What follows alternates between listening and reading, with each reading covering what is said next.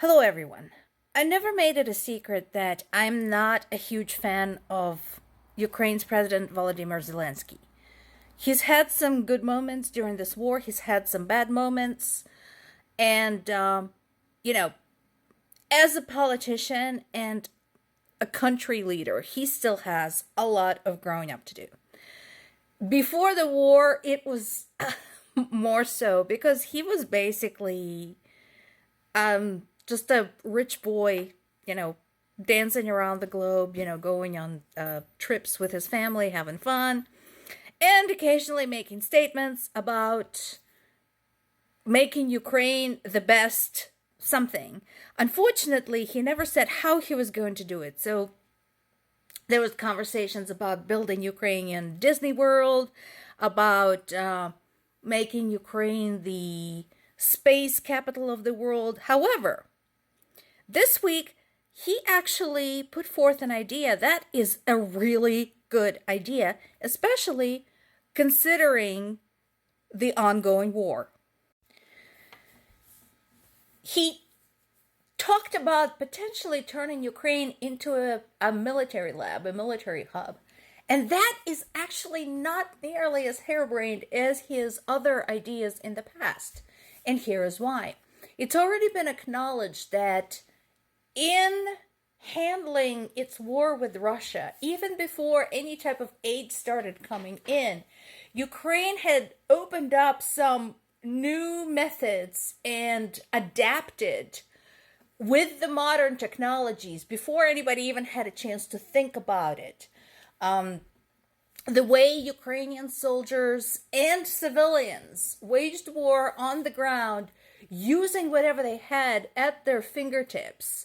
The way, again, Ukrainian civilians aided in the war because they knew the conditions and they knew the terrain, and so on and so forth. So, in a way, it is very true what a lot of the military experts have been saying. Ukraine has been writing a new chapter in the history of military strategy, in the history of waging war. So this idea of Zelensky's to make Ukraine, at least I hope kind of partially, a kind of a development area to test new technologies, to come up with new ways to train soldiers, that is actually a really good idea. And moreover, politically, it is a smart move because it will attract investors, it will attract allies, it will attract companies to come and help Ukraine, even while political organizations such as NATO and UN are deciding what to do about all this. The second point is important as well about the voting in Slovakia. Just as we thought that EU and NATO were sort of pulling things together, and of course there's a lot of overlap between the EU nations and NATO nations.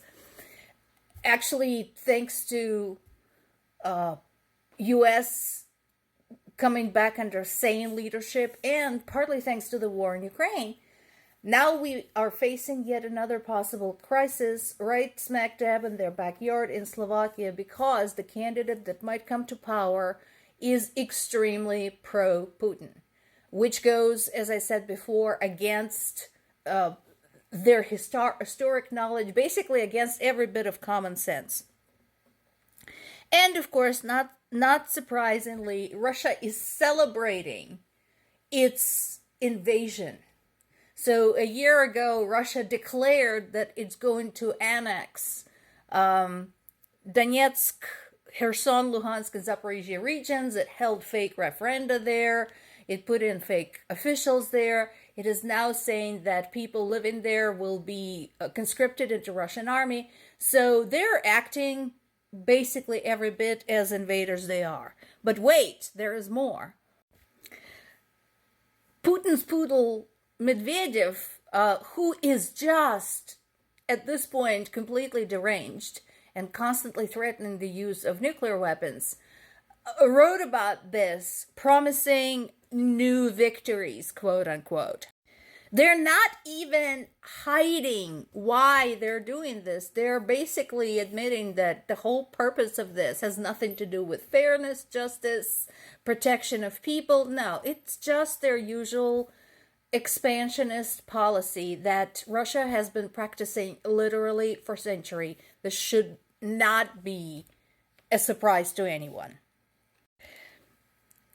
Yesterday we talked about a former Wagner commander meeting with Putin, and I said before that one way or another he was going to end up in trouble.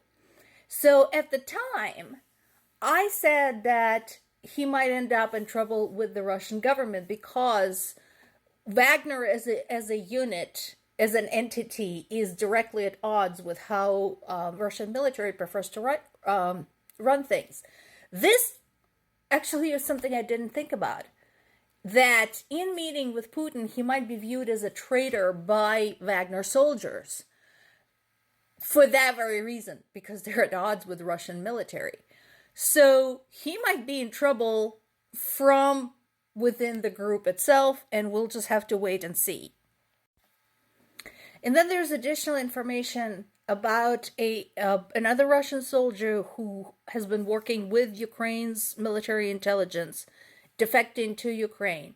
So we've heard about more than one instance of this. This particular guy didn't just defect, he convinced a bunch of other soldiers to come with him. And so for a while, he was being an agent, being a double agent, working for Ukrainian intelligence. But as soon as he realized that it might no longer be safe for him to be on the Russian side physically, they grabbed him and moved him to Ukraine. Notice that last bit. He initially contacted Ukrainian forces via the I Want to Live hotline. So Ukraine had set up a hotline for Russians who want to defect. Think about the implications of that. And somebody has been using that hotline. That is very good news indeed. And Russian people, take note of this. This is available to you. Just saying.